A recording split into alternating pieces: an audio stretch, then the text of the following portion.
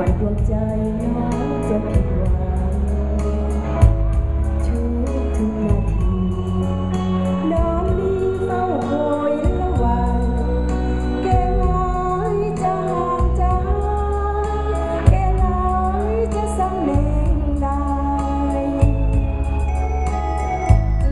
คำควรคุณคิดจะน้องเจ็บปวด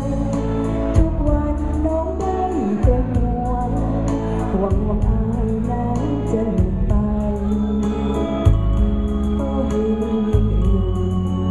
เพื่อนน้องนั้นเขาสนใจแกน้อยจะวันจะไหวเปลี่ยนใจไปเสียจากน้องอย่าเลยยังมีหลายใจถ้าอายจะหักยิ่งใหม่โปรดตัดใจไปเสียจากน้องน้องเองดีเสียสละตั้งน้ำตาน้องเธอแม้ดวงที่จะมองมันมองน้องจะทนหากยังหักน้องอย่าคิดมีใหม่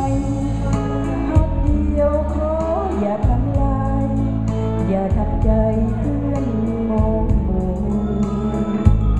น้องคงวอนเทพไทยนั้นจงสวยโดนวอนนายจงอย่าเป็นโจรเที่ยวบนใจลูกผู้หญิง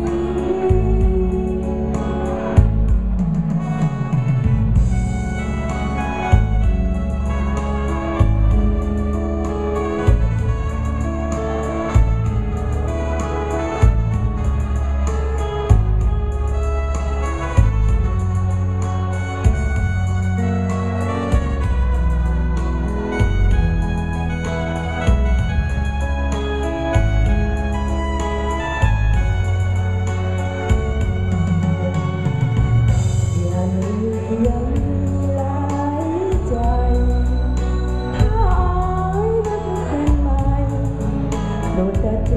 ไปเสียจาก